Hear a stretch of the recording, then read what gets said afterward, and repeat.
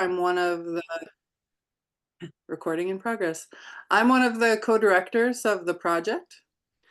Today's panel will profile strategic actors working with gender transformation as a radical framework for addressing gender equity in Uganda, South Africa, Canada, and the United States.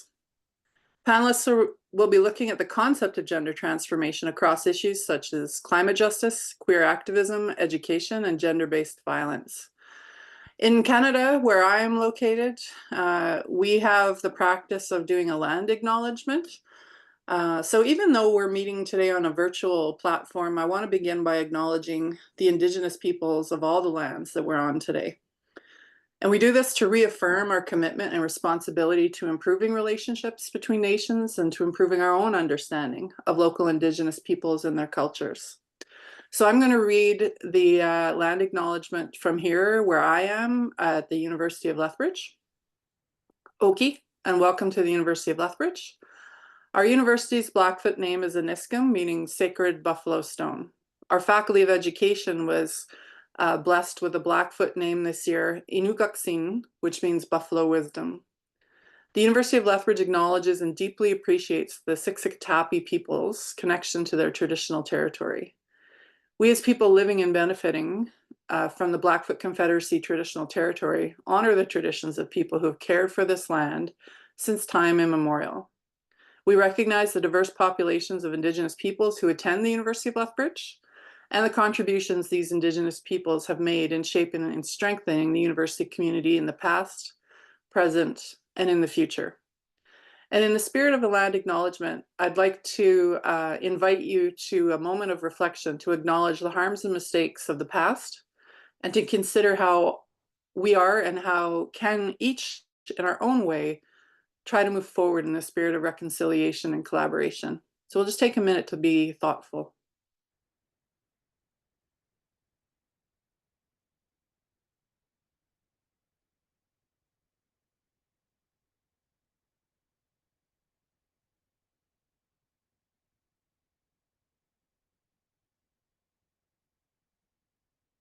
All right, thank you, everyone.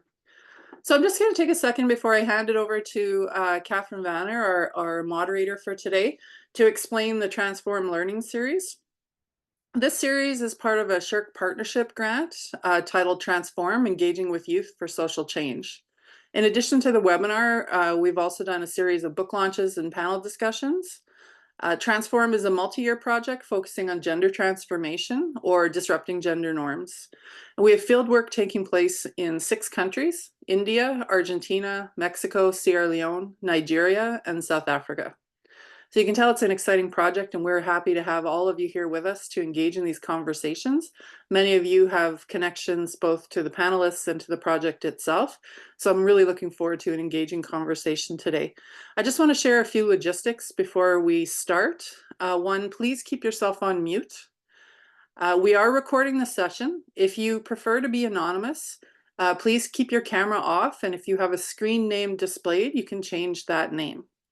Before we begin, Angela, one of our amazing, I have too many things that Angela does to keep us afloat here. Angela is going to post a short Zoom poll. Please take a moment to complete that, and then we'll jump in.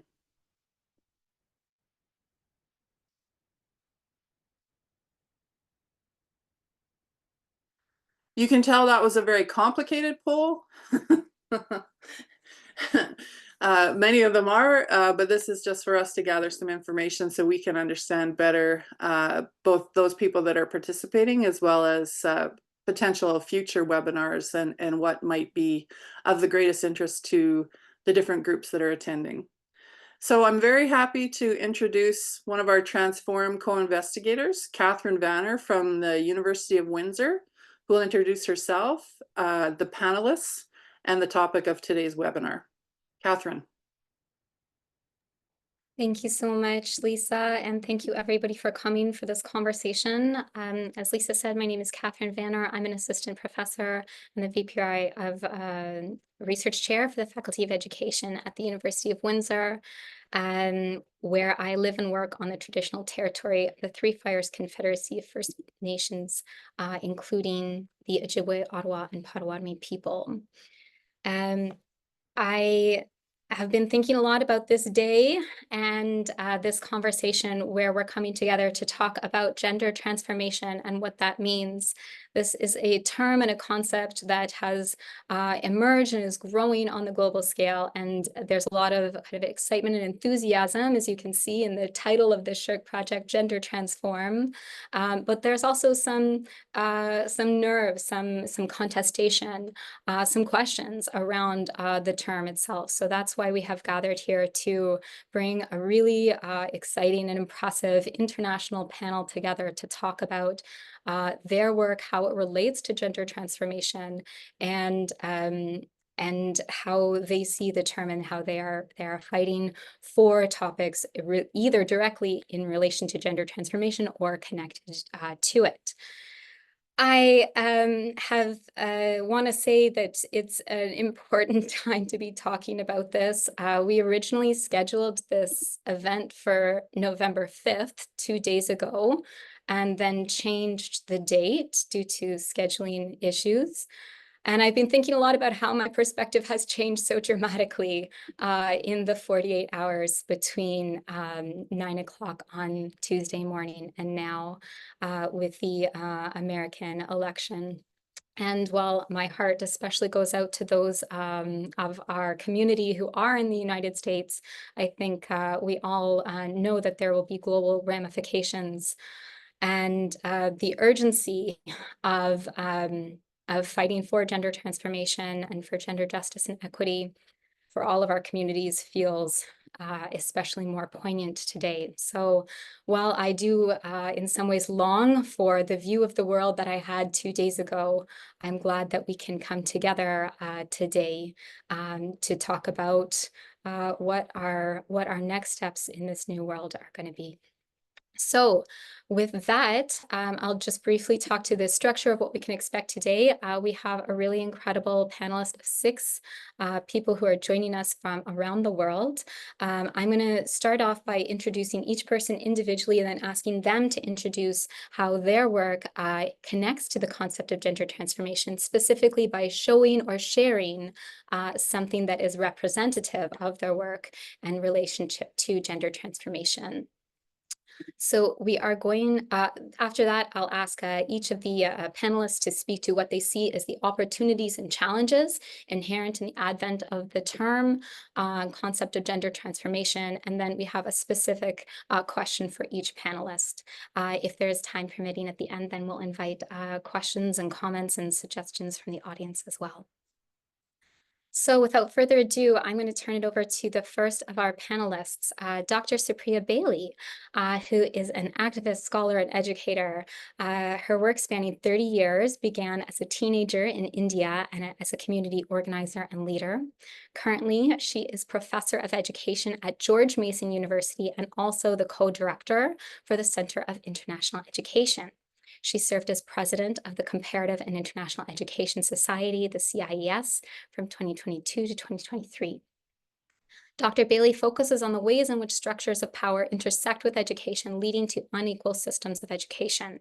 She focuses on the marginalization of girls and women in educational policy and practice, and the role of teacher education to address educational inequality.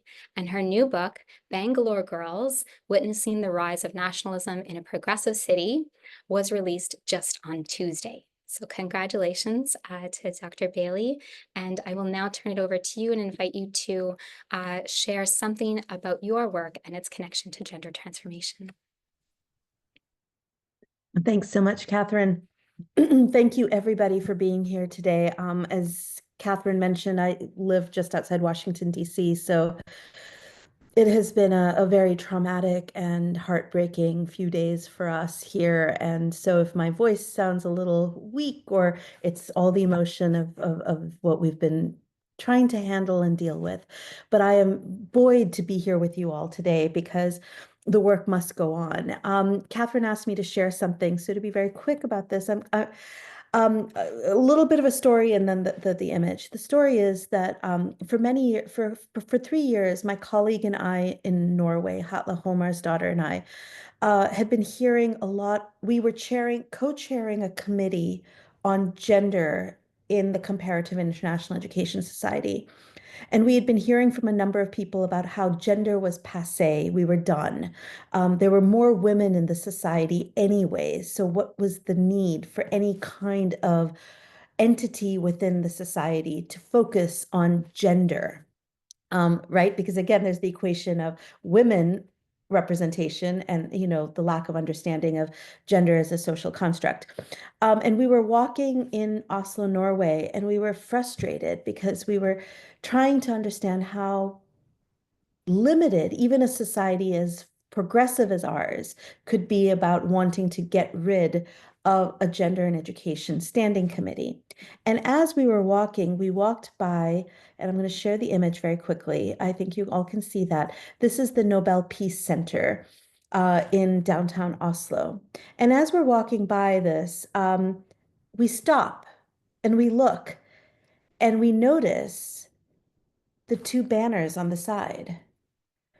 And we really start to question, like, we were like, wait, this is the Nobel Peace Center. Why do they have like a man, wearing this, kind of like the banyan, as we say in India? There's other ways that we could talk, with the gun, and this woman wearing a bikini with this pursed lips, sort of overly sexualized. We were like, what the heck is this? We were like, and we stormed in and we were like, can we talk to somebody? And they were like, no, we can't, there's no one here. Anyway, we left, and this led us to write an article based on our conversation about the GEC. And seeing this, we realized that so often the work around gender is about parity. Do we have the numbers? Do we have 50 girls or 50 boys? And it's always been gendered like that in the binary. And so what we did was we started to think about the differences between parity, equality, which is, a little, everyone knows that definition, equity, and then quality.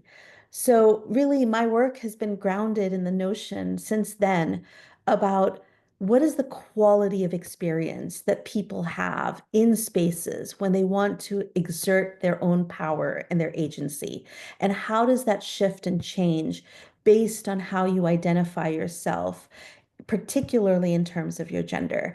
And that's sort of the work that I've been continuing to do. So that's my story and that's my image. Thank you so much, Catherine, for the opportunity. Thank you so much, Supriya, for getting us started with that thought-provoking image. I'm going to turn now to invite Casey Burkholder and Erin Beaumont, a dynamic duo, to speak to their work. First, Casey uses she, her pronouns. She is a Tier 2 Canada Research Chair in Social Justice and Youth and Child Studies at Concordia University. Casey's research intersects the fields of education, gender, sexuality, DIY, media making, art production, queer joy, participatory archiving, and research for social change with 2S LGBTQ+ youth, adults, elders, and teachers. And you can see more about her work at casey.burkholder.com. Erin Beaumont uses they, them pronouns. They are a white settler, fat, disabled, queer, and trans artist, community organizer, and art therapy student creating on Wolastoqiyik and Mi'kmaq territory in so-called New Brunswick under the pen name Steel Transplants.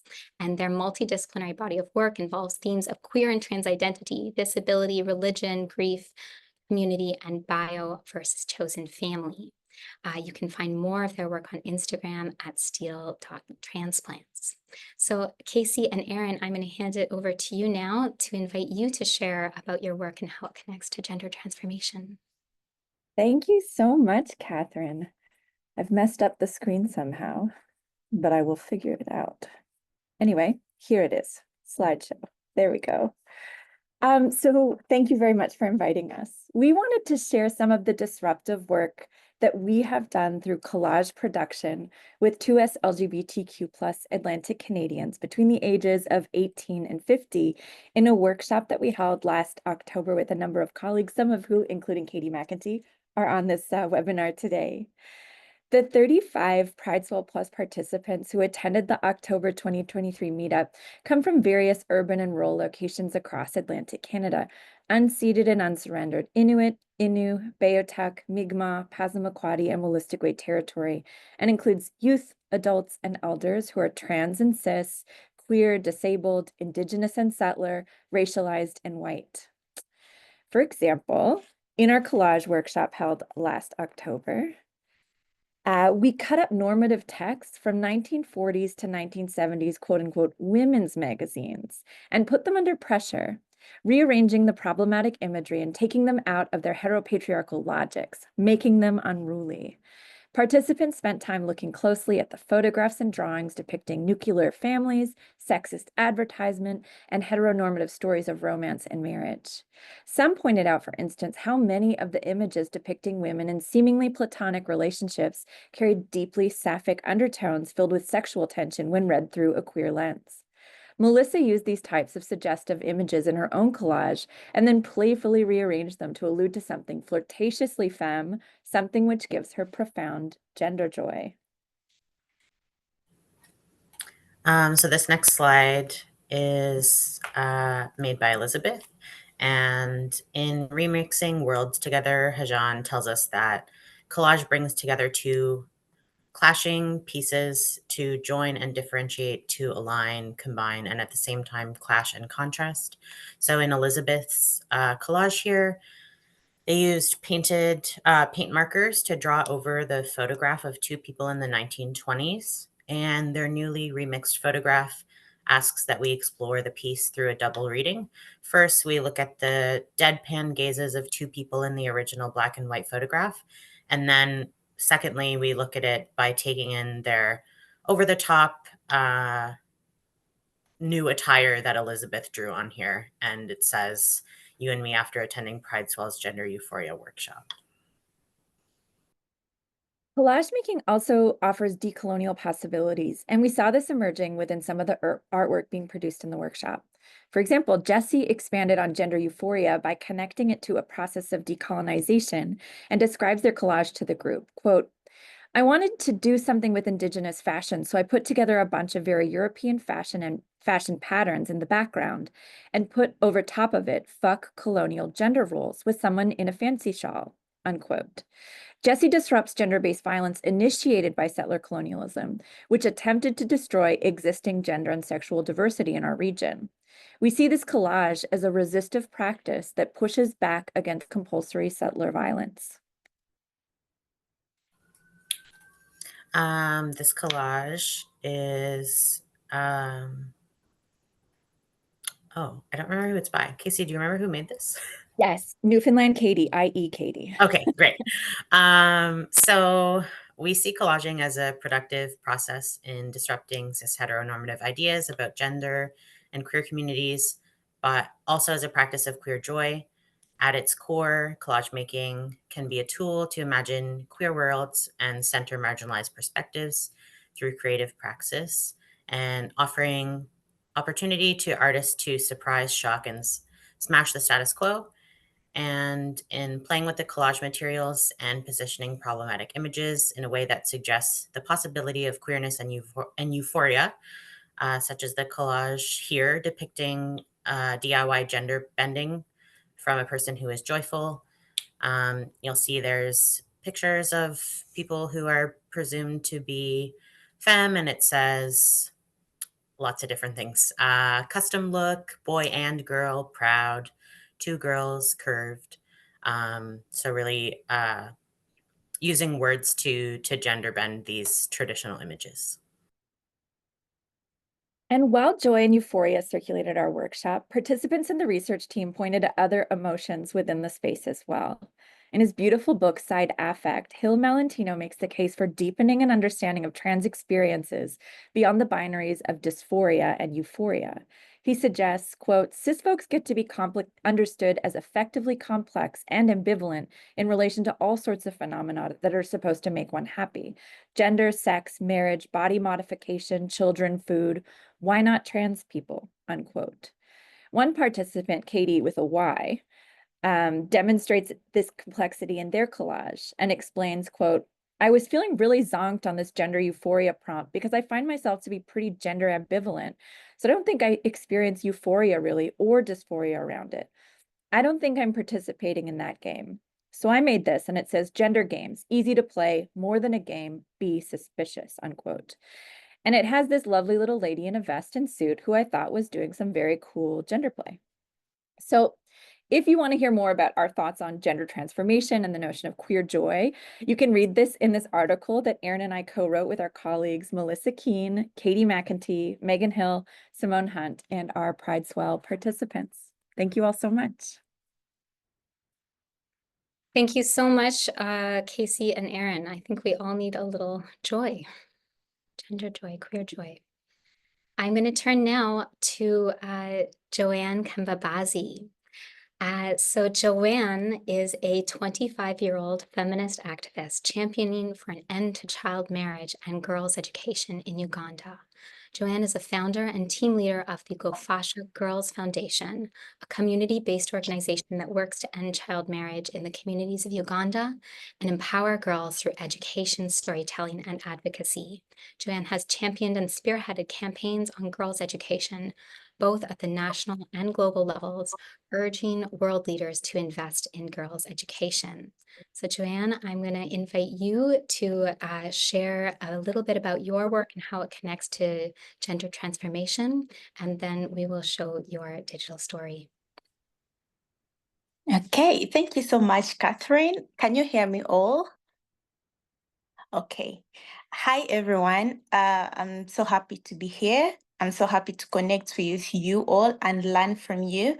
I work in the field of advocating for an end to child marriage in Uganda.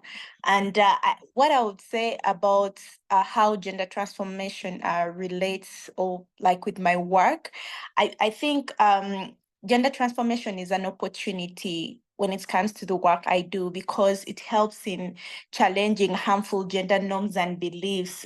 For example, there's so many norms that surround, let me take an example, that surround sexual and reproductive health for girls, that surround girls' lives, but having this kind of gender transformation approaches, it really helps in building gender equitable communities that really reject these destructive gender and sexual norms. And this in the long run helps in improving access to sexual and reproductive health and rights for young people. And also,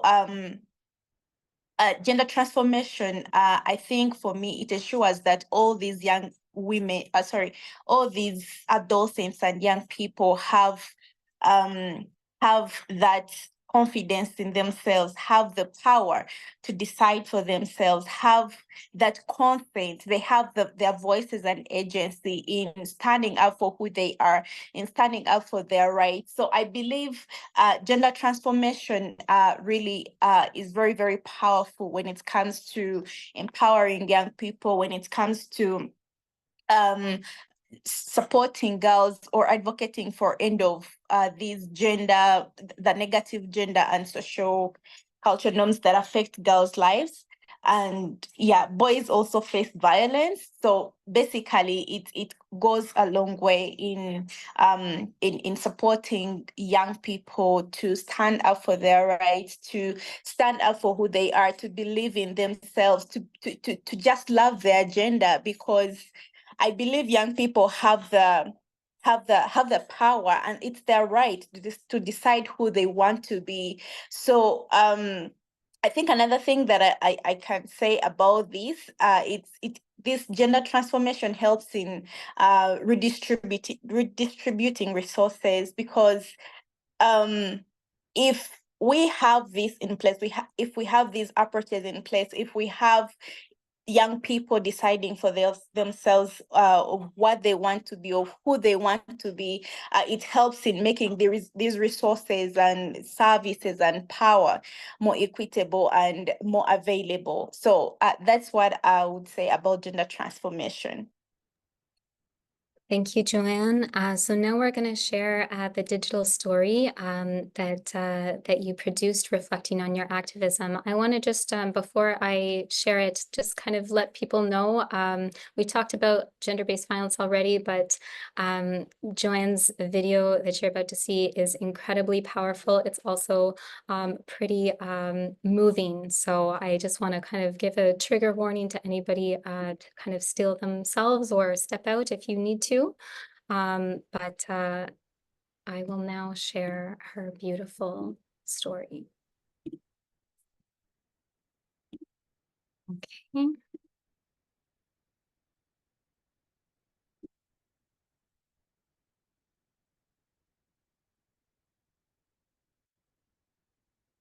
In 2012, I lost my childhood best friend, who I loved so much. She was called Gufasha Maureen. She was married at 13 to a 62-year-old man who gave her family 2 cows in exchange for her. Because she was so young, she could not speak up for herself. She died in childbirth. She was the person I always shared my dreams with. We dreamed about transforming our lives and community. I dreamed of becoming an environmentalist, and she wanted to be a doctor to help girls and women in our community. But right now, she was no more. Over the next years, I was always struggling, going through mental breakdowns, feeling guilty that I wasn't able to stand up for her and prevent her marriage. In 2016, I pulled myself together to act in memory of her.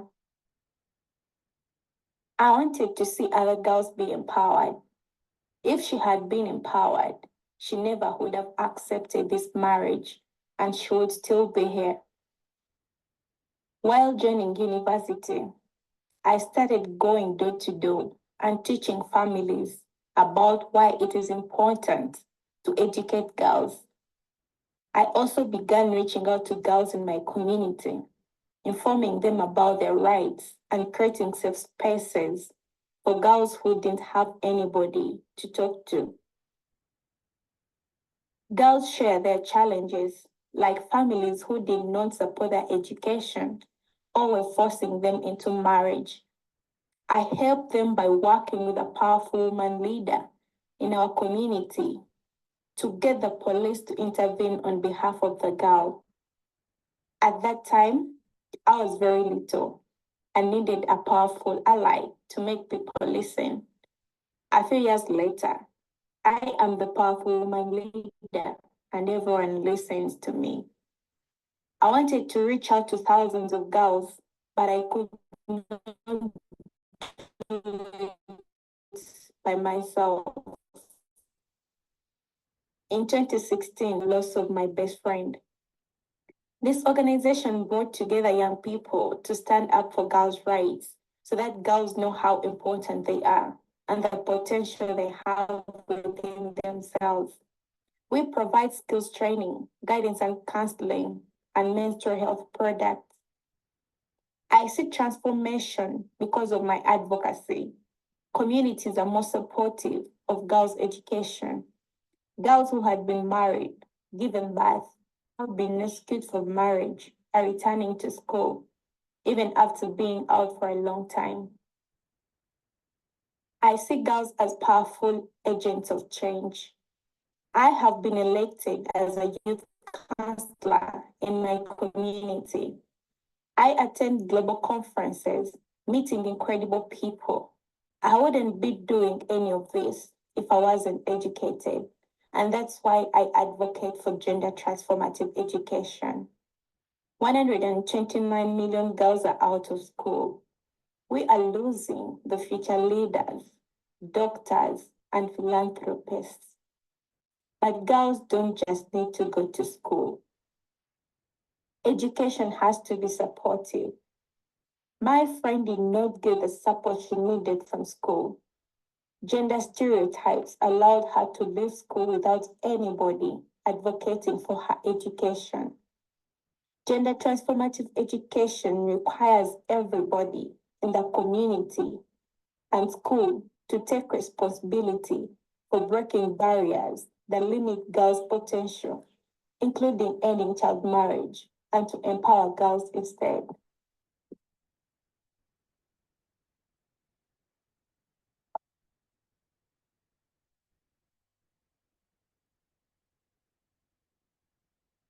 That story gets me every time. But my favorite line is when you talk about how now you are the powerful woman leader and everybody listens to you. I think we all need to be listening to you. Thank you so much, Joanne. Now I'm going to turn and invite Brian Sibeko Ngidi.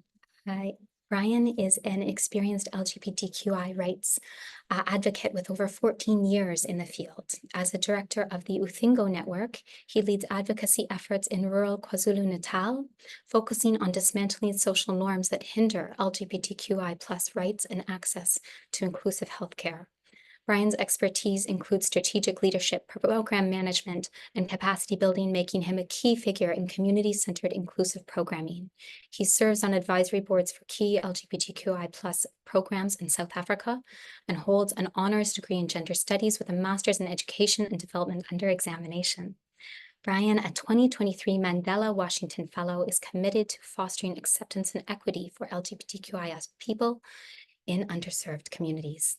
Brian, I invite you to share about how your work connects to the concept of gender transformation. Hi, everyone. Thank you for this opportunity. Yeah, it's quite chilly and cold in South Africa today. Well, in the part of South Africa that I'm in. Hence I'm, dressed all the, the way I'm dressed. But anyway, so I wasn't planning to share a picture or a video, but I thought, what, pictures speak a lot of words. So just gonna share an image here and I'll speak to the image. So, I work for Uthingo Network, which is an LGBTI advocacy organization based in KwaZulu-Natal in South Africa. So we do our work in mostly rural and township spaces. So in this picture, you can see it was taken in June this year. Queer people came together to celebrate, what is known as Durban Pride. So we all came in our, vibrant outfits and we brought our personalities to celebrate and just to show the world that we are visible and that we exist. So, if you look at this picture, it gives you an idea, or it paints a picture of a South Africa that is inclusive, because our, constitution is very progressive. So the fact that we could gather here actually reflects that element of our constitution. But then the sad reality is that most of the participants who came to this event had to go back to, rural communities and township spaces where their identities in their diversities are not fully embraced or accepted. So some of the participants who were here even lost their lives, because we even had like cases of queer people who attended this event who were murdered a couple of weeks later because their community members or societies are not inclusive enough for them to live without the fear of being, victimized or discriminated.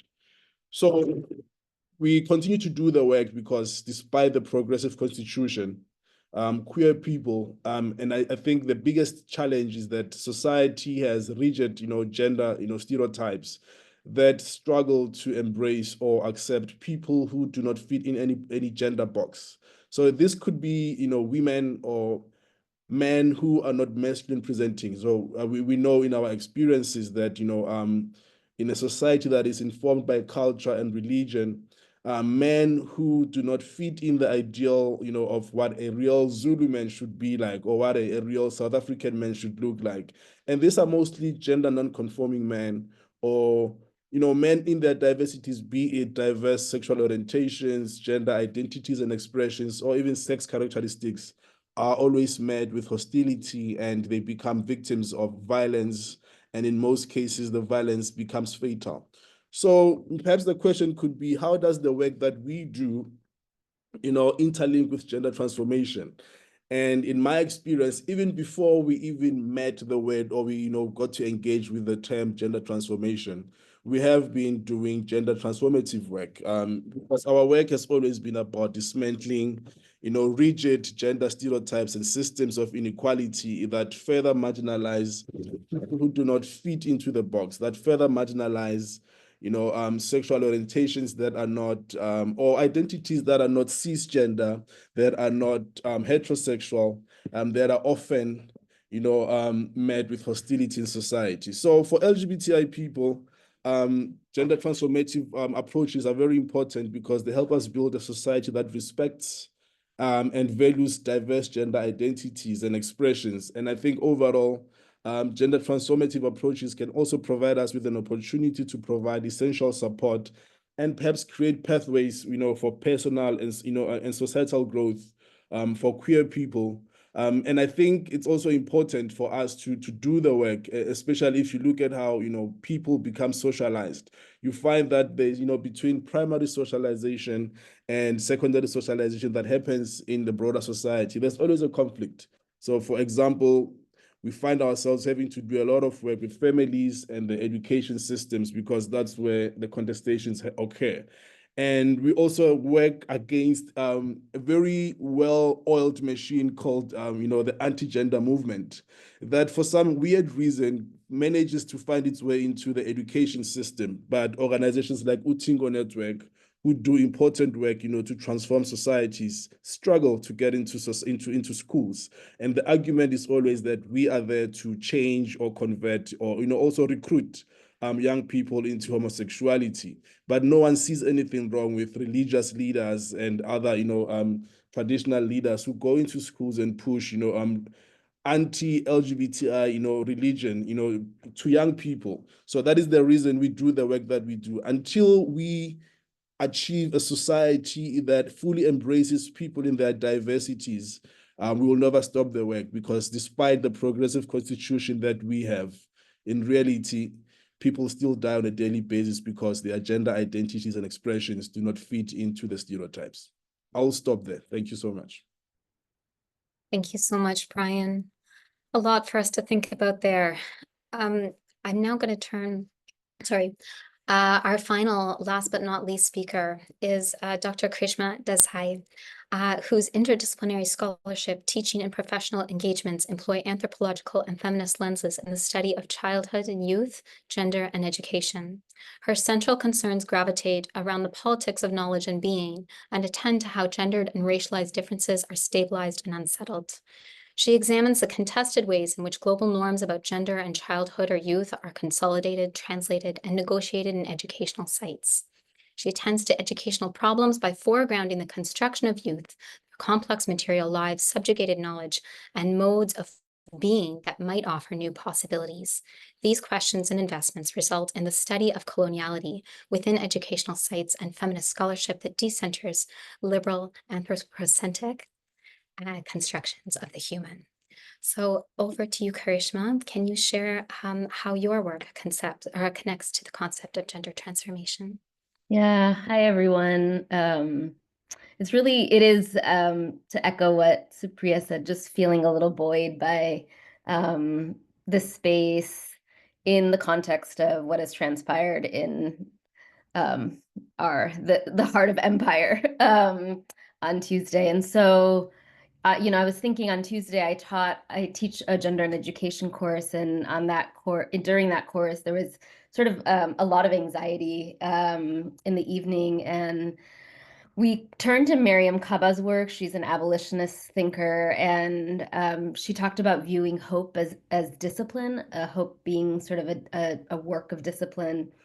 And it feels like in a moment like this, where that is incredibly difficult, holding on to hope and promise, without sort of glimmers of that, and spaces that kind of hold feminist possibilities, feminist networks, and sort of what feminist thinking has done, where there is possibility and potential to build and otherwise, it's like, what else is there, is how I feel. So Thank you for having this today. So I'll speak very quickly, and then I think I'll expand on some of this when we speak to some of the other questions. So one of the things that has been really exciting for me with this idea of gender transformative education in particular,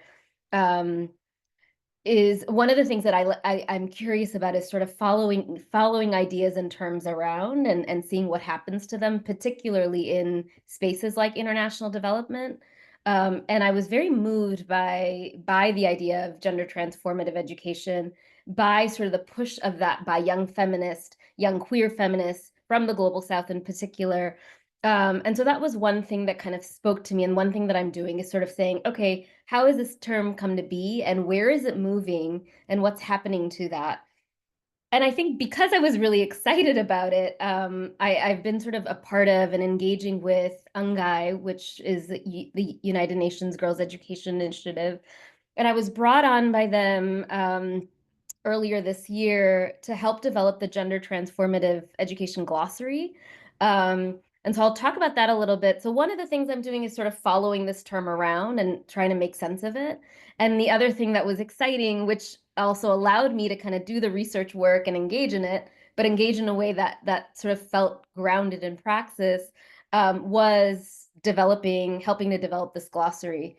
So in taking up this task of, okay, what does it mean to take this idea that's sort of circulating and say, okay, what are people hoping for through this term? It felt like a complicated task, and I'll speak to that challenge. But very briefly, it was a two-phase process. The first was led by Ashley Burnett, who's now based at she was working with UNGAI before, and now she's based at the International Planned Parenthood Foundation. Incredible feminist. She led this by sort of gathering an online survey that was made available in 8 languages to kind of ask people what they wanted to see with this new framework, or how they were interpreting it. What were the terms that mattered most to people who were engaged in that work? And then I was brought on this summer to lead the second phase, which involved the selection and definition of these terms. We consulted with 38 individuals within CSOs, INGOs, feminist activists, scholars, and UN staff.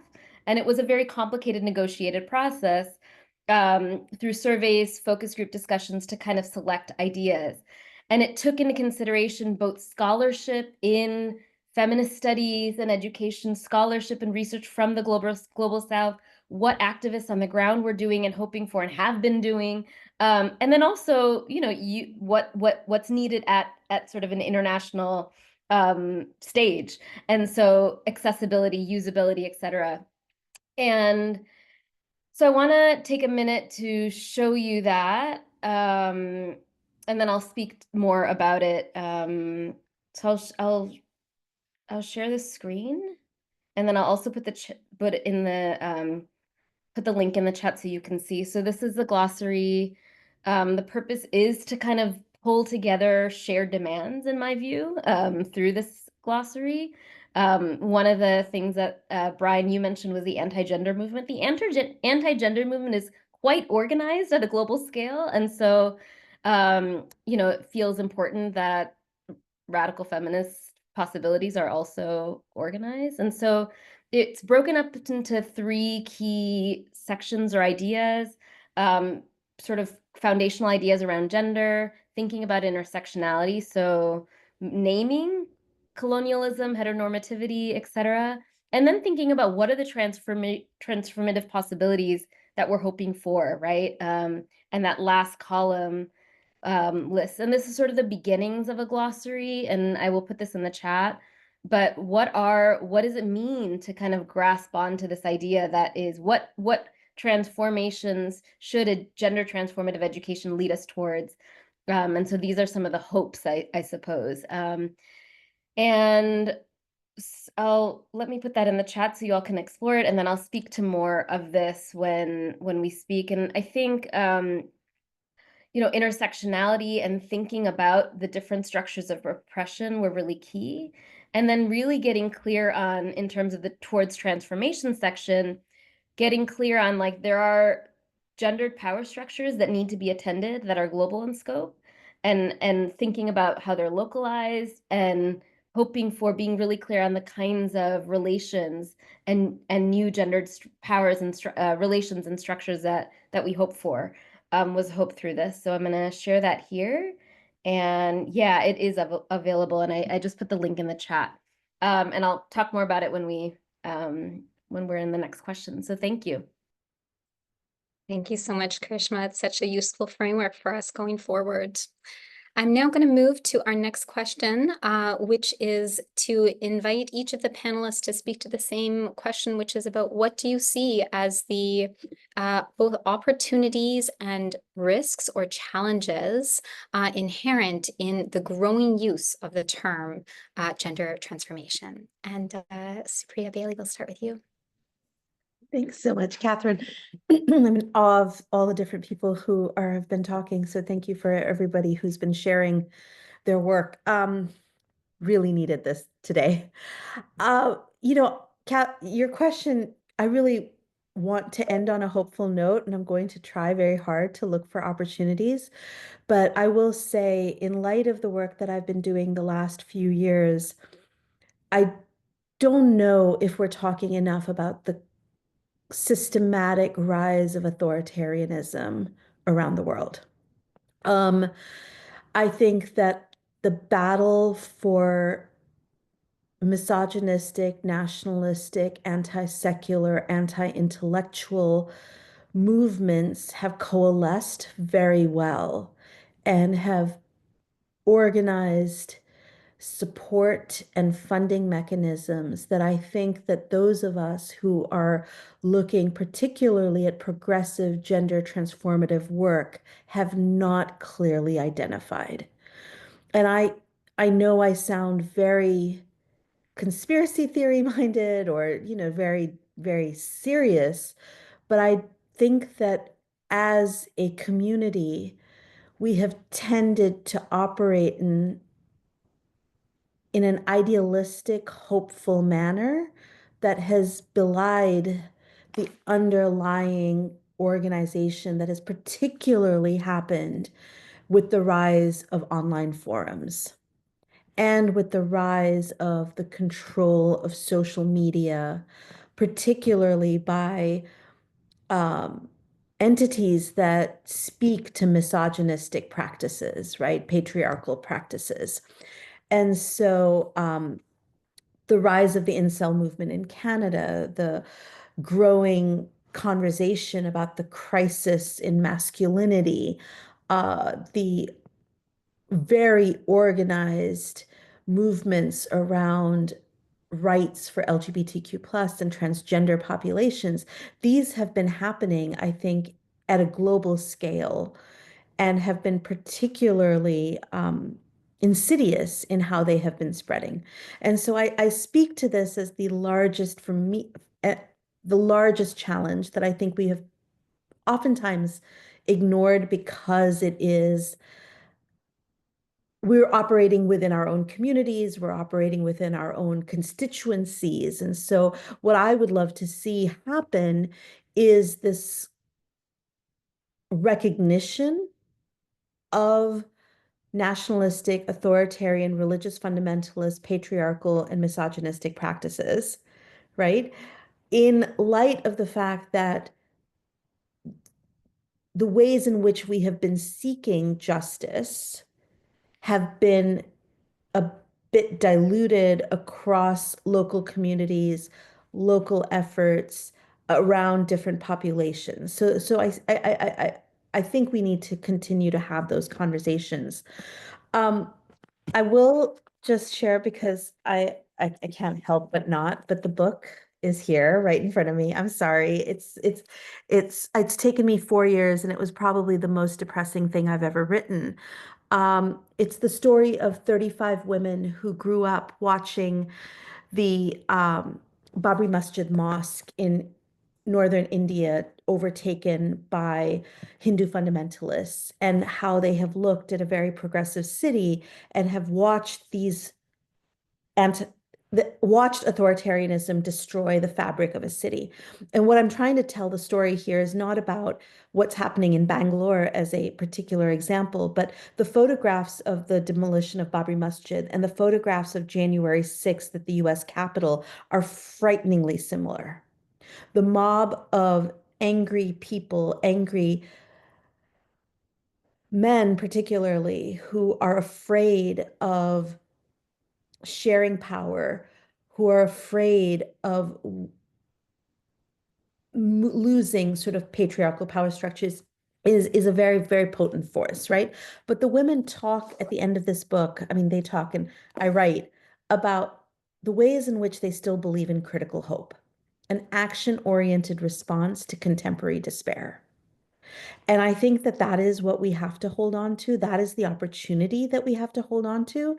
The action-oriented response to contemporary despair, to me, is the very foundation of what Paulo Freire said in terms of critical hope.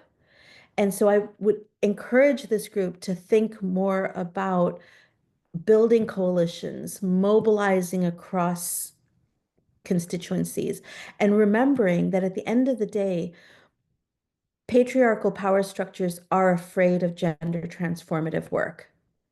And if that to me is the underlying foundation from which all other rights can be harnessed. And I think that we tend to ignore gender transformative work in light of other types of rights that we think we might make traction on. So I sort of speak to that. I'm sorry, it took a little bit longer. Catherine got a little excited, but I hope that that frames my thinking around this a little bit. Yeah, beautifully, Supriya. Thank you so much. I think I was reflecting on when I saw Karishma share the glossary, I was so drawn to the concept, the term collective care, and wanted to click on that and read about that and lean into that.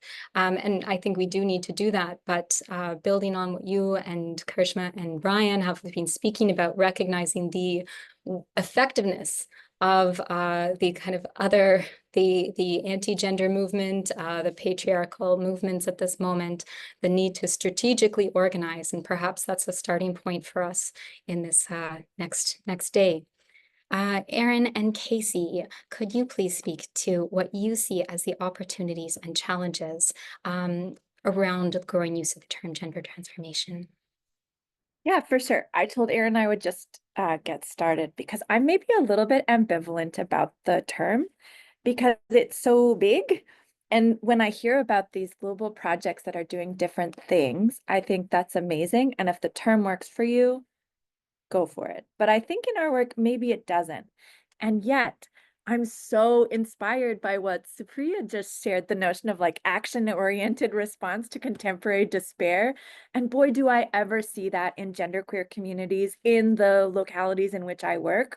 I was even thinking yesterday, I was watching reels and people were sharing like DIY ways to get hormones with like the notion of what's going to happen to gender affirming care in America. And certainly in our context in New Brunswick, gender affirming care has always been under attack, certainly since the Higgs government. And so I saw that kind of localized community care. So I'm very inspired by this notion of, action-oriented response to contemporary despair. And I see the value of that in queer and trans communities, and especially in genderqueer communities that I'm inspired by.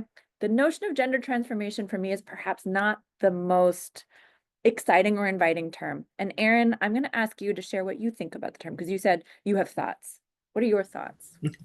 I do have thoughts. Yeah, it's, I guess, a bit of an addition to what Casey and Supriya said, but I think as a trans and intersex person myself, I think that the term gender transformation is powerful if it's rooted in trans and gender diverse perspectives.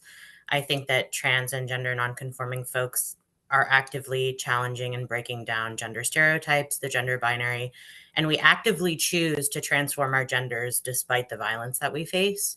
And so trans folks' gender transformation is what allows cis folks to play with their gender, to challenge gender in their own life and in their politics. And the danger with gender transformation is how it's co-opted, how it's seen as threatening, and how it's used as a tool to further far right and fascist narratives. And the use of fear-mongering around gender transformation by far-right groups is what makes gender transformation dangerous for trans folks. But as I said, we continue to transform our genders despite the violence that we face globally and intersectionally. Thank you so much, both Casey and Aaron, for sharing those perspectives. I think this is why we wanted to bring this conversation together and invite a lot of different perspectives so that it's not only a kind of a love-in in relation to gender transformation, but that we can kind of really critically provoke and question and consider how we are using this term and how to use it in a way that aligns with the values and objectives that we want to advance. So thank you. I'm going to turn next to Joanne. Would you be able to answer the same question about what you see as as the opportunities and challenges related to the growing use of gender transformation? Hi, yeah, sure. I think I would, because of the work I do, I think I'll say that gender transformation is an opportunity.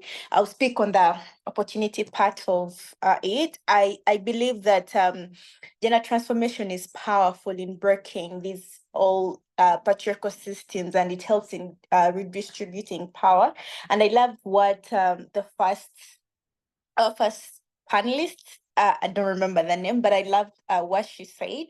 And yeah, I love the book. I don't know how I can get it, but she spoke so powerful about all these movements, patriarchal movements and all that. And I think gender transformation helps to challenge gender inequalities, and it helps to transform all these harmful gender norms that have existed for years and years. So I think gender transformation is really powerful when it comes to the work I do.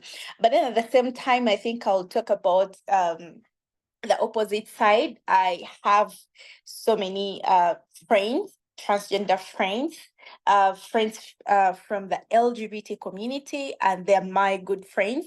But then these people, they often experience discrimination and misunderstanding from society, and this really impacts them in, you know, in different ways. And I think that's what I would say about the opposite side of gender transformation, like that, it being good, and on the and also this on the other side, it being, you know, somehow, how can I say it? Yeah, but that's what I can say about this whole thing. Muted. Thank you, Joanne, for sharing the nuanced perspective. I'm also going to share in the chat. You said you wanted to know how to get Bangalore Girls, so I've got a link to Supriya's new book in the chat there. Brian, could you now speak to what you see as the challenges and opportunities inherent in the growing use of gender transformation? Okay, I share similar sentiments too. I believe that gender transformation has, you know, a lot of significant opportunities, but however, we need to ensure that it's at an intersectional, you know, approach. For example, and this should just make sure that, you know, our transformative approaches speak race, they speak to diverse identities, sexual orientations, class, and so forth, disability, and other social, you know, identities are often forgotten when you speak about, you know, work that, you know, addresses diversity or inequalities or marginalization. Because I know even from experience, people will say, oh, no, we are running a diversity program, but you realize that it's only focuses mostly on cisgender people who are heterosexual and mostly able-bodied. So we need to ensure that everyone, you know, is included. And I think taking an intersectional approach is the way to go. Again, and I think there's also another issue. It's also when we look at how the decolonial project has been, you know, implemented across the world. So I hope we don't also find ourselves, you know, implementing, you know, surface level changes, or, you know, the risk of tokenism, where we'll have organizations claiming they are taking a transformative approach, but I want to realize that it's just, you know, it's just, you know, hearsay, or they just talk it, but we come now into the sessions, into the panels, we just talk, but no one is intentional about implementing any change. So, and this leads to also an inconsistency in policy implementation. And I think South Africa is one of the beautiful case studies because, like I mentioned, we have a beautiful constitution, but in terms of implementing the laws, there is still a huge gap. So I really hope that when we speak of a gender transformational approach, we are really intentional and that everyone is included and no one is left behind. Because I believe that, you know, if our approach is inclusive, it can have a lot of improvements. For example, when communities like LGBTI people are marginalized, they tend to experience a lot of, you know, psychological distress. But if we have interventions that embrace them and affirm them and include them, I think we'll start addressing, you know, the psychological challenges they experience and also end up with a marginalized, community that ends up being empowered, you know, to stand for itself and also, you know, I guess to boldly come out and say we exist, but we can't expect people to come out and claim their space in society if we don't do the work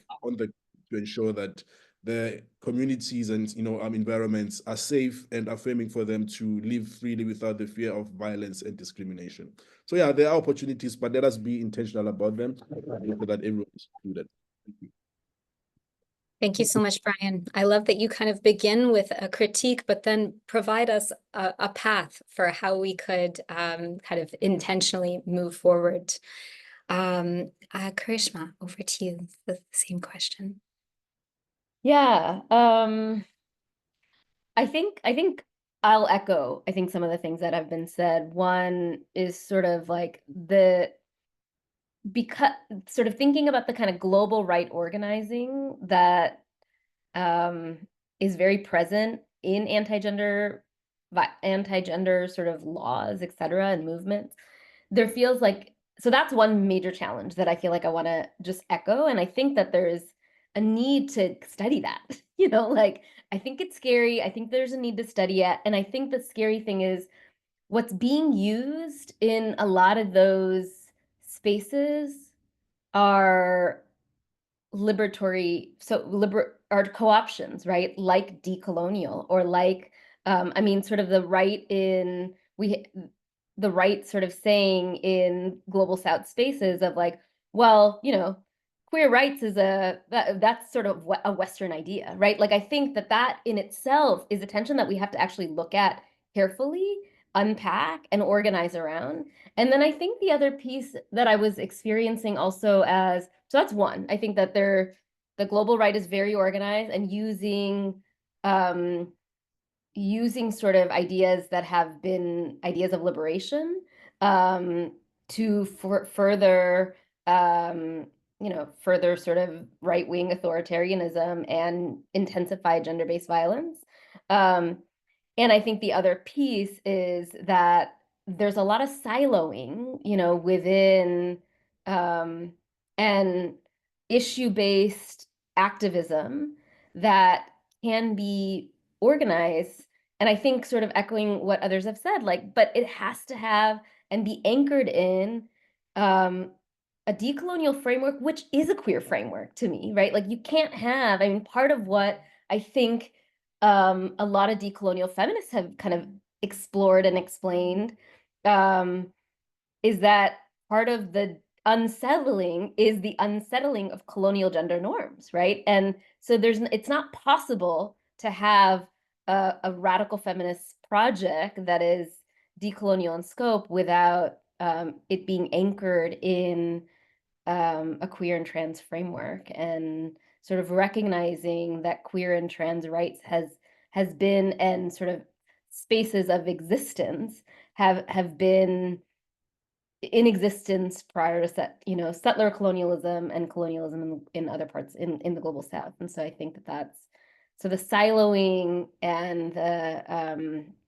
organizing of the global South, I mean, the global right, and a response to that requires the same kind of, one of the other terms that I really like in the glossary, in addition to collective care, is collective power. And I think that that's sort of really needed in this moment. Thank you, Krishna. I think reflecting on a tension that I see arising throughout your responses is the recognition that there's a need to not ignore and gloss over the very real critiques and the kind of opposition to these movements, while simultaneously building coalitions across them and being able to speak about these conflicts while strategically organizing at the same time, which I think maybe has been something that in the past has been divisive and been kind of working against us, and the need to move through these tensions while developing, as you said, Krishna, the collective power. So I'll now turn to back to Supriya to ask you a specific question. Based on your perspective as a prominent leader in comparative education who has studied policy and advocacy related to gender in international education for over 30 years, do you see the concept of gender transformation as a new idea or as part of a continuous evolution of scholarship and advocacy related to changing gender norms? Thanks, Catherine. My head is a bit spinning because there's so many different ideas, and I want to respond and have conversation about all of the different topics and thoughts that have been shared. But you know, I thought I had an answer, and then I realized I really don't have an answer. And so what I will say is that I think that it is part of the continuum, right? I think that there has been consistent work. If I'm speaking from the hat of sort of sitting within the context of the comparative international education space for the last 20 years, because that's when I sort of joined CIS, I would say that there has been a consistent evolution of understanding that how we look at gender within the space of education and development has never been static. It has been a dynamic, evolving understanding. And you can see that from sort of the early work of Nellie Stromquist, and then the evolving work of Karen Monkman and Nancy Kendall, to the shifting work of Shanila Kojamulji, and, so on and so forth. There has been really, and, the work of Karishma and others, right? I mean, so intersectionality and shifting definitions of moving away from the binary notion of what gender is and was has been happening. I think that if I would say anything, my concerns continue to lie with the fact that how we've looked at gender and Catherine, your work itself, right, which I've been using with my students for a number of years. So I'm sorry that I didn't immediately sort of hone in on that. But I'm just thinking about sort of the work that the people at the table tend to be the same people at the table, it feels like, in some ways. And it feels like that is how the work around gender justice has been framed within the context of the field, that this is a niche area. It is something that is about getting traditionally still girls in school, and that it is not linked to global movements of neoliberalism. And Karishma, to your point, I just wrote a piece for the annual review of comparative international education talking about sort of the neo-decolonial movement, which I'm sort of framing as the place that, like, people like Modi would look at myself, Narendra Modi being the prime minister and the leader of the BJP, and India's sort of strongman and authoritarian leader. He would look at me and he would say, I'm in fact a product of the colonial empire, right? That my belief in progressive thinking and my belief in humanist values and my belief in justice for all are Western colonial, are have inherited from Western colonial, and so he truly is the real decolonizer, right? And that's the argument you made, and I think that I worry about our students who are in the field throwing around terms without deep understanding of those terms, right? Because it sounds unique or cool, or if I dare say sexy, in that moment it makes, and so I don't know if we're doing as good a job of being able to, the field is changing quickly, the terminology is changing quickly. I and the co-option is very organized. And I don't know if in our field we're doing a very good job of allowing for a deeper understanding, particularly in our conferences where, part of it is still that parity argument. This is a program in, XYZ country that has now brought 50 girls into the classroom now with 50 boys, and look at how great we're doing. So I would hope that we can continue to sort of push back and push the envelope and reframe some of these conversations. So yes, it's not static. B, I don't think it's as dynamic as it needs to be. Well, on the note of destabilizing and orienting in a different direction, I'll turn to Casey and Aaron to speak to their incredible work on the mobilization of queer joy, including in relation to sex education and countering gender-based violence.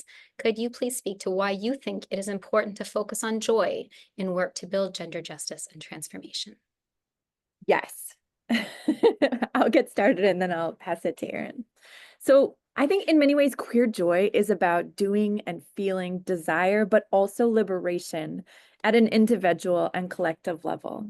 So queer joy is oriented around the layered and complex affective experiences shaped by living queerly in challenging worlds. I think queer joy moves beyond trauma-centered narratives like queers and trans people as always at risk in sociological and educational research.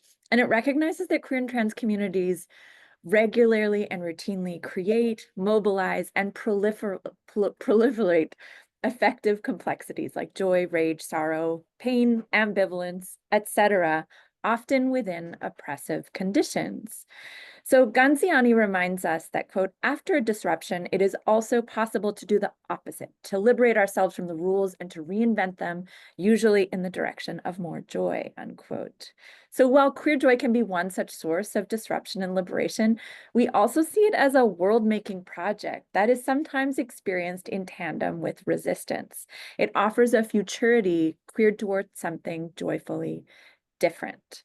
So I'm an educational researcher, and it's important to acknowledge that schools and schooling are often oppressive spaces for queer and trans people, youth, and teachers. And we propose that queer joy centers queer and trans complexities as a mode of speaking back to these oppressive conditions, like gendered language, invisibility, erasures, gender-based violence that flourish in educational practices, instruction, and policy. So in this way, queer joy confronts the preoccupation with the narrative or the normative and says that it's possible to feel the world differently, including in schools. And in theorizing about queer pleasure and liberation, Ciarali writes, quote, the radical act of self-love, the sharing of joy, are erotic sources of information that may be used to dismantle oppression, unquote. So we want to gesture toward this kind of joy, one that queers norms about self-generosity, pleasure, resistance, collective care, and relationships as a move to unsettle taken for granted norms about gender, gender-based violence, and what's possible as a response to contemporary despair. I'll stop there. Yeah, so I think, to put it really simply, joy is the thing that keeps us alive while we do this work. As we've discussed here today, and in the paper that Casey and I mentioned in our presentation, anti-trans legislation and protests have been on the rise in Turtle Island and globally for the last few years. And this work is hard and scary and violent. And if we didn't have joy, even like tiny, tiny moments, there'd be a lot fewer of us to do this work. And as Casey said, and I totally agree, joy is intertwined with so many things like rage, grief, and passion. And it's just about making space for it. And it's a complex balance, but it's this joy, imagination, reclamation and creativity that allows us to build better worlds. And I think that we do that through building relations, art making, community care, mutual aid. And those are the things that make this work livable, doable, and joyful when we do it together and interdependently, not individually and independently. Thank you both so much. I think those are the messages that we really need to be guided from today. Joanne, turning to you now. You are a passionate advocate for gender transformative education, climate justice, and ending child marriage. You've spoken mostly to the concept of gender transformation, given the theme of this panel today. But I'm wondering if you could please speak to how you see the three issues of gender transformation, climate justice, and ending child marriage as interconnected.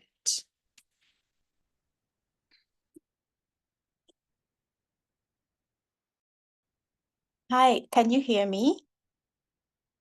Sorry, I always have bad network. So thank you so much for that question. I think I'll first talk about a cause that is very, very close to my heart, and that is child marriage. And of course, we know, and it's evident that education is one of the powerful strategies for ending child marriage. But we are not talking about just education. We are talking about gender transformative education. So I'll first talk about the intersectionality of child marriage and climate change. I come from a community that focuses on agriculture for a living, for income. And when I trace back to the loss of my best friend, it's because its family. Sorry, it's because her family. Sorry. It's because her family's crops were hit by a severe climate disaster that left them with nothing. So basically climate change is one of the major factors that is really pushing numbers of girls that are being married off as children. And we've also seen, like in other countries, not only in Uganda, that this is also one of the biggest influence of child marriage. And when we talk about when it comes to girls accessing sexual and reproductive health care and services, climate change really imposes that barrier of girls not being able to access these services. And let me take an example. We only have one government school one government hospital in my community. And if this hospital is not operating, that means we are not able to access services, we are not able to get health care. So just imagine if this hospital is closed because the drought hit. This is a rural government hospital. These are not well-built or established hospitals. These are hospitals like local hospitals. So just imagine when this hospital is closed because the doctors couldn't come through to the hospital. The hospital itself was, somehow disrupted or distracted. Of recent, we received some friends from the UK. She's a doctor. She came to visit us with her husband, and they visited our health center. And they were really, really so shocked because of, everything that was happening at the hospital, the lack of enough rooms for patients. Like, they're not gender sensitive, like it's a lot. But then this comes back to some of the challenges that communities, especially because we know girls and women are disproportionately impacted by the crisis. So some of the challenges that they face really traces back to these crises. So the intersection of child marriage and climate change that's how it hits that's how it affects girls, it affects young women, and also comes with education, because I remember walking distance 8 kilometers to 10 kilometers from our home to school to just access education. And when it rained, like these heavy, severe rains, we couldn't go to school because we couldn't even see the path that we used to move through every day. So basically, that means we will have to sit home. So just imagine if we train for a whole month, that affects our academic performances. So basically, I think that's what that's the intersectionality that I can give with live examples. Because I am a grassroots activist, I work with communities.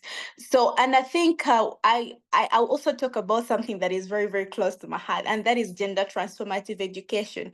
I am so happy when Dr. Karishima talked about ANGE.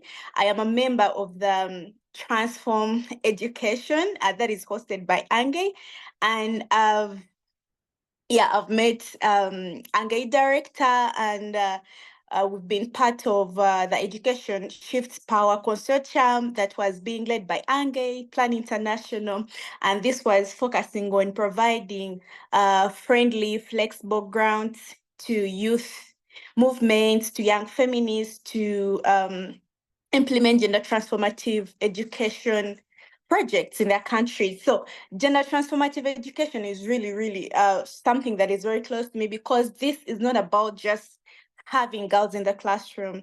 This is about, challenging those stereotypes. I grew up in a community where they believed in girls never going further with education, because they have this belief that even when you go with that education, you earn that degree, the end point is marriage. So why are you even going for education? My friend who was married off at the age of 13, her parents told her, "You've gone further with education." She was just 13, just because she had completed her primary level of education, and they just saw that she has gone further with education. So basically, gender transformative education is not just having girls in the classroom. It's about challenging those stereotypes, those norms that can limit them to go further, that can, be barriers. That can limit them from realizing their fullest potential, from going after their dreams, from being powerful people, from choosing their own path. So I think that is how briefly I can talk about the intersectionality of child marriage, climate change, and gender transformative education, because this kind of education also empowers girls with the skills. It empowers girls with the knowledge, with the information that they need to be leaders, to lead change in their communities, to lead climate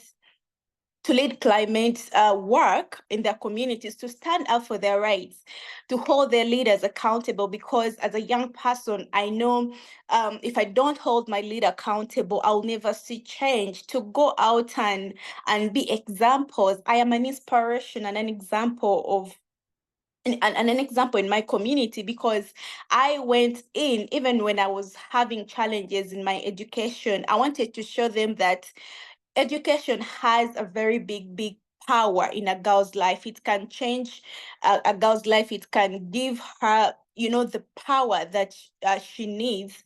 Because I am the first graduate in my community and in my family as well. So this is an example, and that is what I'm trying to do, to show parents, to show communities that it's not only about pushing girls to school, just waking up every day to go to school, but also empowering them, equipping them with the skills they need, equipping them with the information to choose for their own bodies, to choose for their own futures, to be whoever they want to be. Thank you so much. Thank you, Joanne. I think in this conversation of coalition building, climate is something that in gender circles, I think we're often overlooking. So it's great to have you speak to the intersection, to the need when we talk about intersectionality or intersectorality, to be thinking about the relationship of gender justice and climate justice. And you speak, it feels very energizing to listen to you speak and to tell your story. So thank you for that.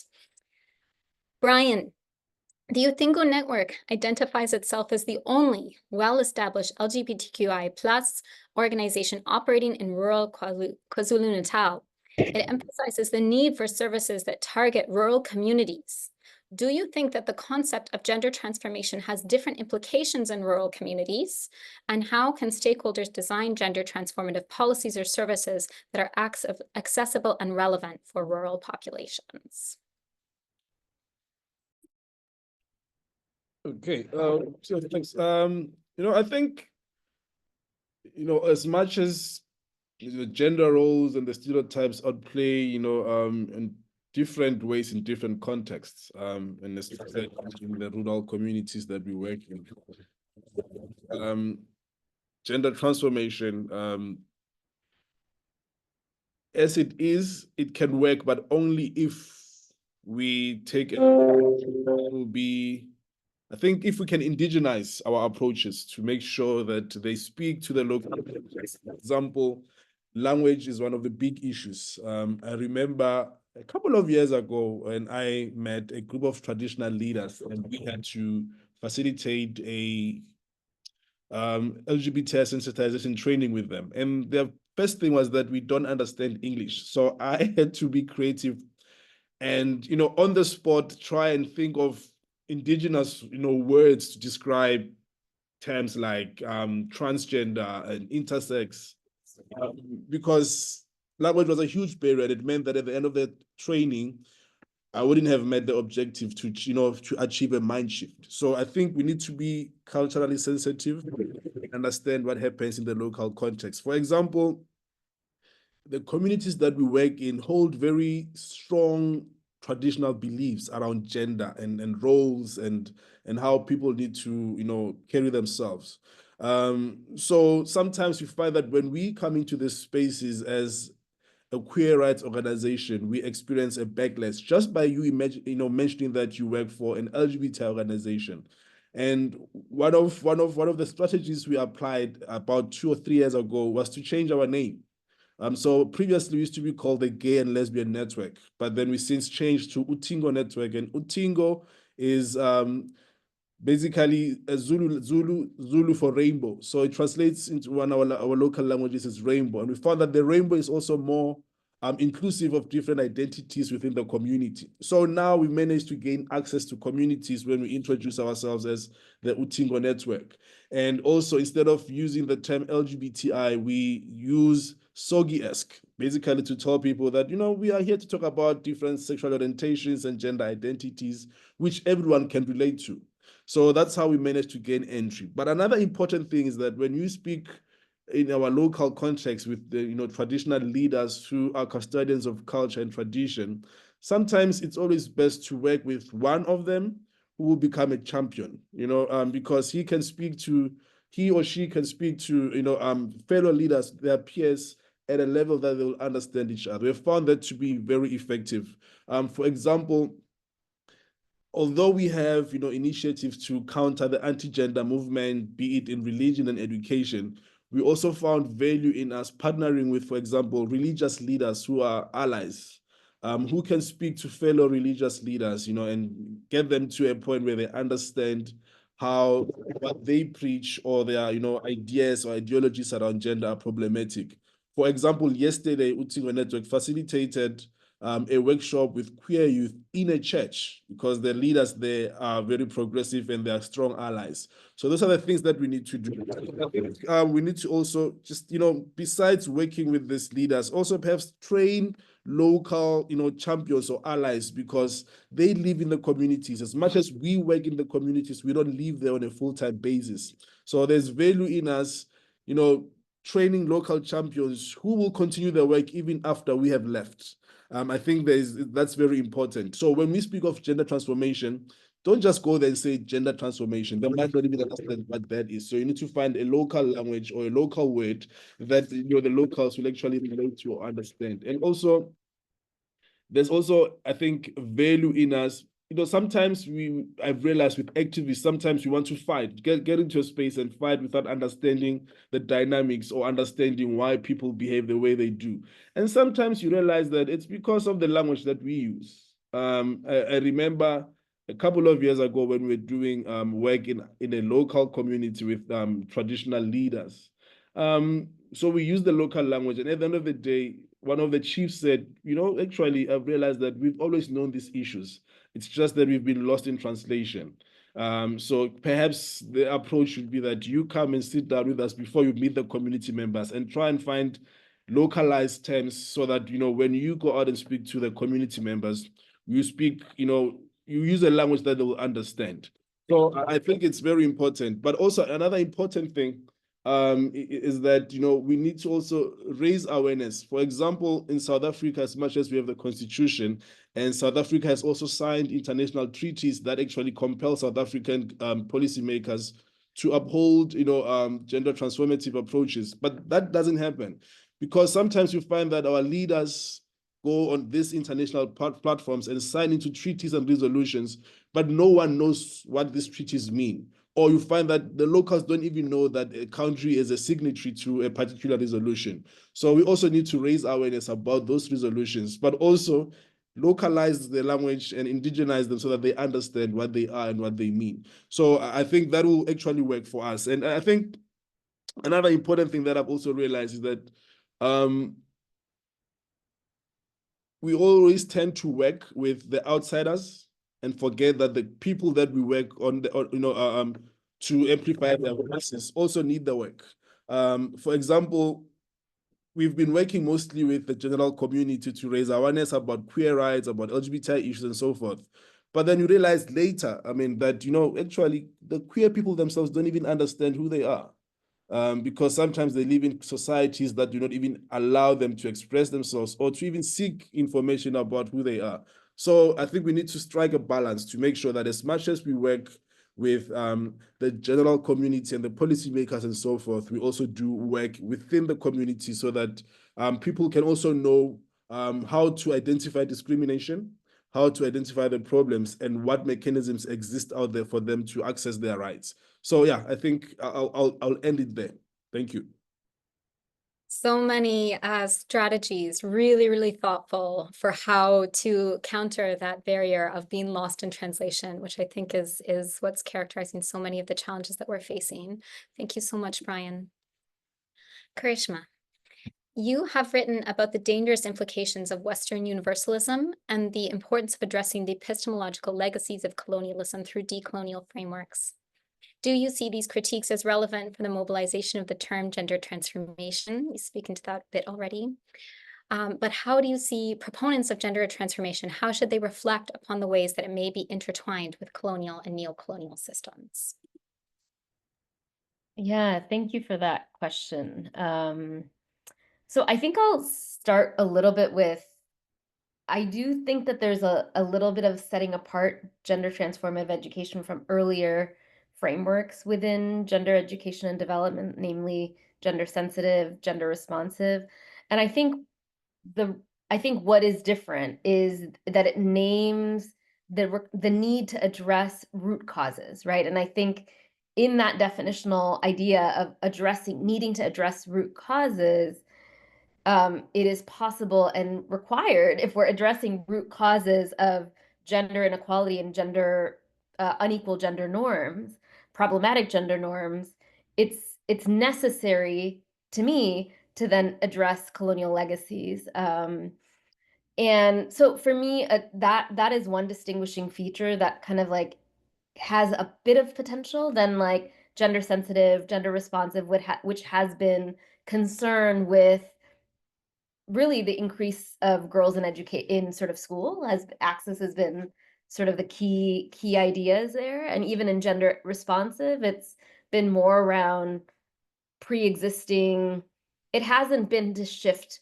power. And so shifting power to me is a distinguishing feature that opens up possibility. And I think one of the things there, so if we're addressing root causes of gender inequality, which require changing unequal structures of power and ideas and norms that frame gender inequality, then a rigid gender binary is one essential normative frame, which perpetuates gender inequality. And so that sort of kind of going back to my earlier point of then therefore I see, you know, a decolonial framework within this broader idea as needing to have a queer and trans orientation.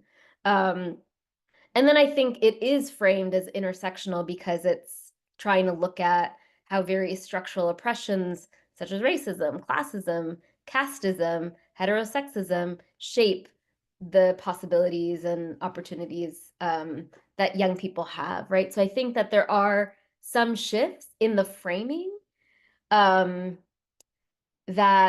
allow for possibilities that move us towards whatever is decolonial in a genealogy that is anchored in collective liberation, not in a right-wing authoritarian genealogy.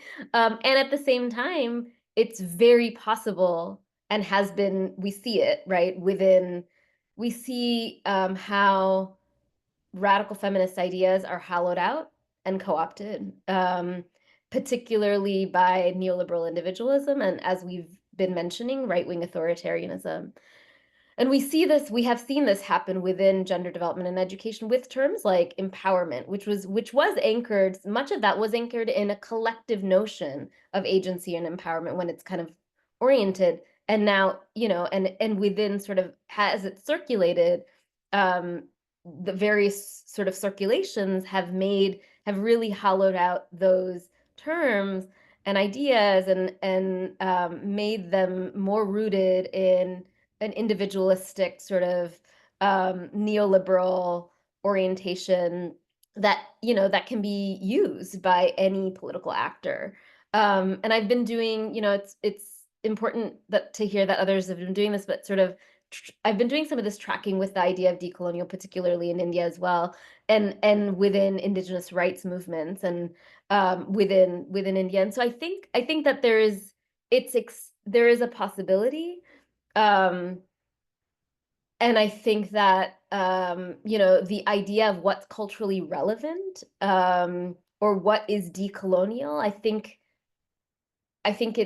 that there is also very much a possibility of that being hollowed out, co-opted by forces that will further entrench inequality and unequal gender norms. And I think that is happening. So I think that, you know, I think one of the things that I find the most power in is unsettling what's seen as stable. And I think that's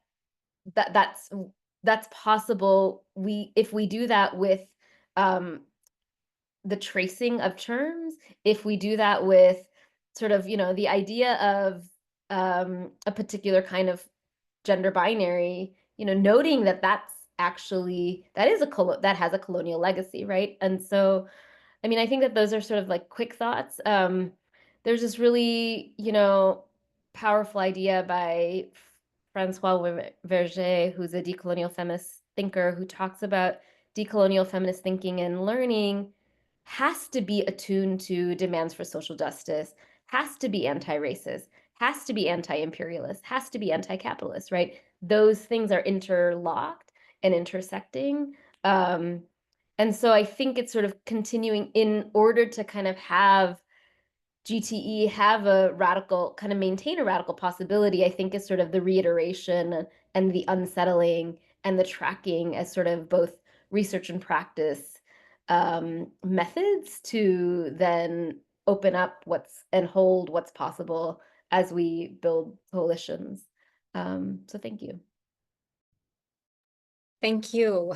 It makes me think about, Krishna, you and I have been having conversations about this for a year now, and I think our conversation today is really bringing together the need to, as you say, kind of maintain the radical in gender transformation. And it's a growing term, but already I have seen it being used in ways that do revert to a gender binary and do kind of lose the centering on queer and trans rights as inherently part of gender transformation.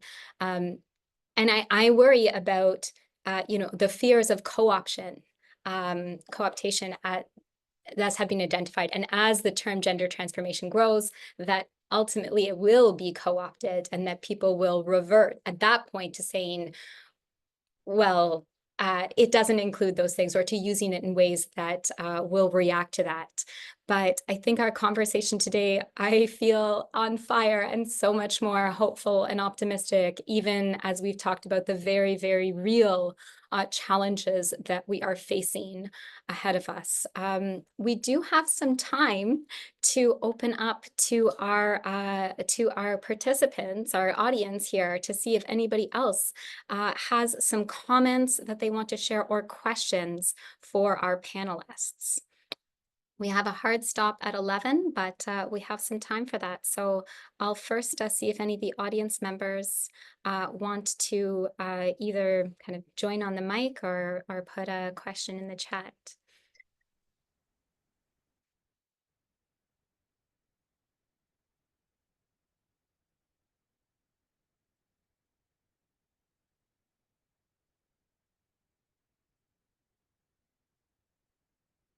Okay, not seeing any. I'll see if our panelists have anything they want to. I mean, some of you have, you've all been building upon what each other have spoken to, but are there anybody who want to kind of respond to comments or questions that others have posed?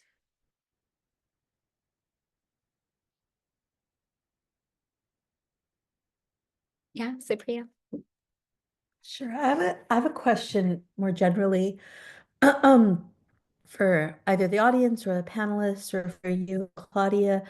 One of the things I think we haven't really talked about today is the burden on heterosexual men, right? Cis men, male. I'm sorry, my vocabulary is still evolving, so I apologize about that. And I'll be honest, it is a vocabulary that is evolving. But there's an argument that I hear on one side that, certain men are allies, that we need to bring them along. In my own dissertation work, 15 years ago, much of what the women were trying to do in terms of seeking empowerment was ensuring that the men in the village did not feel threatened by their growing voice and agency. And I struggle with this because I feel like that's catering to the patriarchy. But on the other hand, I wonder if that is a direction we need to be more cognizant of in terms of our actions. So I don't know, and I apologize again for my clumsiness in terms of my language, but I am curious. Karishma? Yeah, I appreciate that. I mean, I think one of the things that I feel like I just sort of speaking from what I was witnessing in some of the spaces that are being gathered around GTE is there are organizations now working with masculinity, and I think that that's really key in trying to attend to this, right? So that it's like if young boys are understand, or I mean, masculinity is also not attached just to boys, but like if we're studying and mapping and unpacking masculinity and hegemonic masculinity, which is very present in schools and educational spaces writ large, and that I mean, the nation state, right, is a masculine project. Then that being really, and that's why I think the shift from girls to gender, I mean, even gender sensitive and gender responsive, even though it's been mapped as gender, it's not been doing that. I think that shift to gender continues to open up the space to be like, okay, well, we're also addressing masculinity, right? And masculinity and power. And so I'm hopeful about, I mean, it's been interesting to hear some of the work that's been doing that an organization called Icomando does really great work on masculinities. And I think I appreciate you bringing that up around like, what do we do with cis men or, just heteropatriarchal structures, right? And I think the attention to masculinity for the work of GTE is essential. I'm hoping to hear from others, but I'll just say I think the term toxic masculinity is not helping us. I don't think it is. Does anybody else want to respond to Supri's question? Can also take responses from the audience if you have things you want to chime in.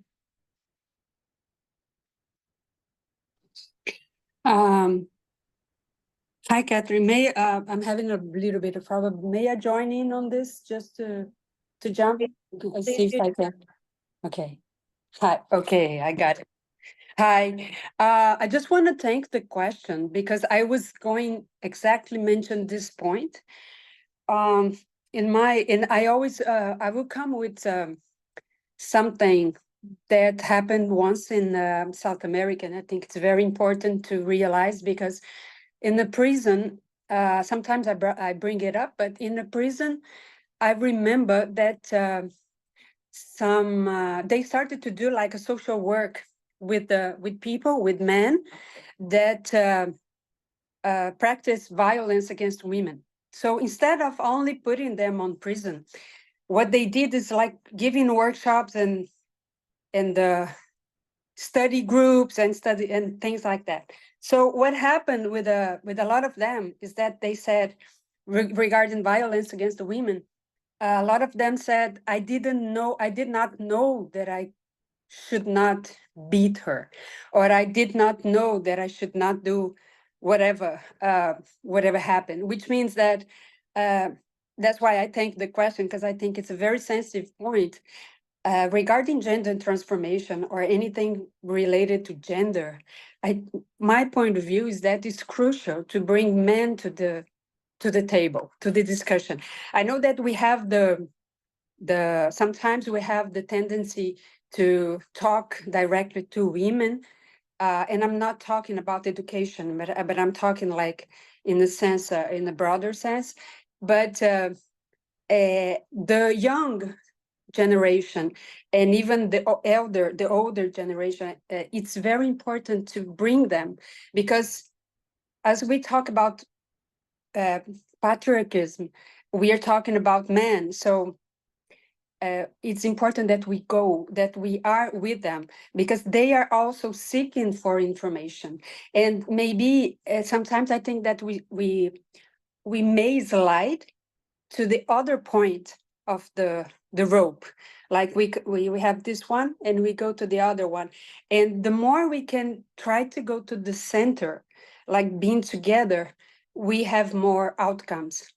This is what I've been seeing in South America, especially.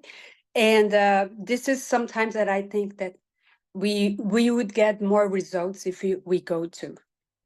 Thank you. Thank you so much, Deborah.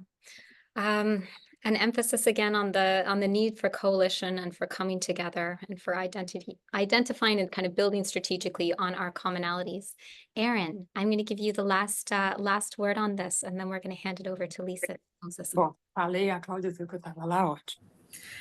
Oh, thanks. I can't believe I'm going to be the last word. But just adding to what Deborah said, I think is a really good point. Thinking about transformative justice as a process, as a important aspect of this movement. And I just really want to, I don't know, I just really want to say that the work of healing masculinity or breaking down toxic masculinity is important work, but it should not fall on women, femmes, or gender diverse folks to do that work for them. This is the work that men or masculine folks need to do in their own lives together. Relations between men, they need to do that work themselves, and like we can support them through that if we want. I personally don't. But it is important work. But yeah, I don't think that the labor should fall on the folks who are at the brunt of the violence from men and masculine folks. But yeah, it's just like internal and communal work that men and masculine folks need to do in their own lives and their own spaces. Thank you so much, Erin. And thank you to all. Sorry, I'm just getting over a cold. I don't know if you can tell. I want to thank everybody, all of these panelists. I've been so excited to bring these incredible people together and have a conversation about this term. And it has even surpassed my high expectations. So I want to thank you all so much for coming. Thank you to all of our participants and audience for listening in, to Deborah for joining in and sharing her comments as well. I'm going to close off now and hand it over to Lisa for some closing announcements. Thank you, everyone. Thank you, Catherine, and I want to echo the appreciation that you've just expressed to all of our panelists, all of the thoughtful questions and conversation that's resulted from today.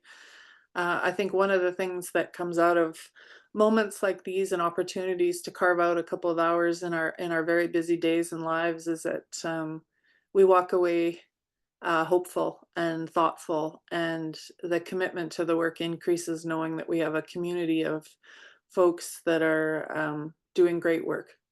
And I that's one of the things I'm going to take away from today. There's a note in the chat. One of our next events, an upcoming event, is a book launch.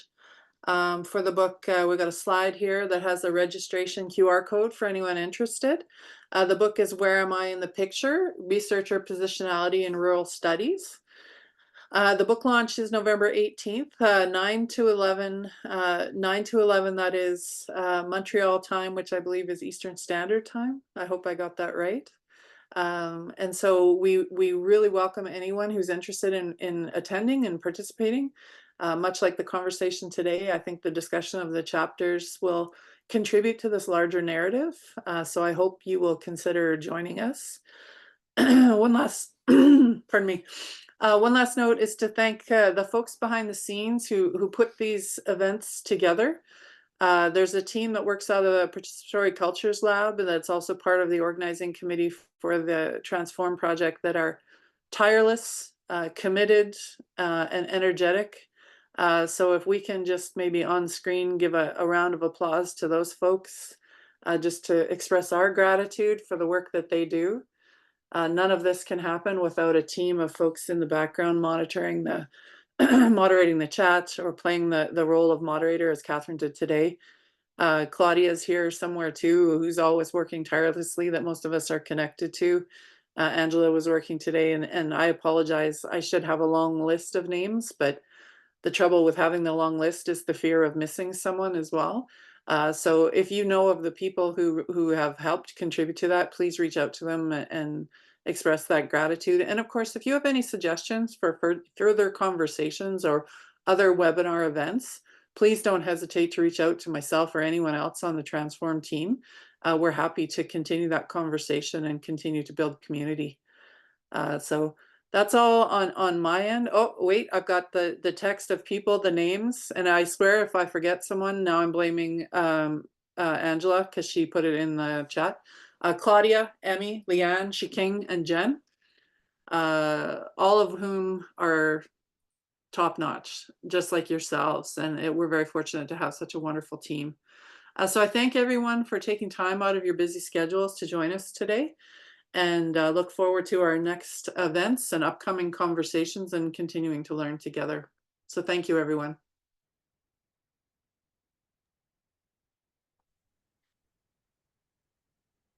Thank you.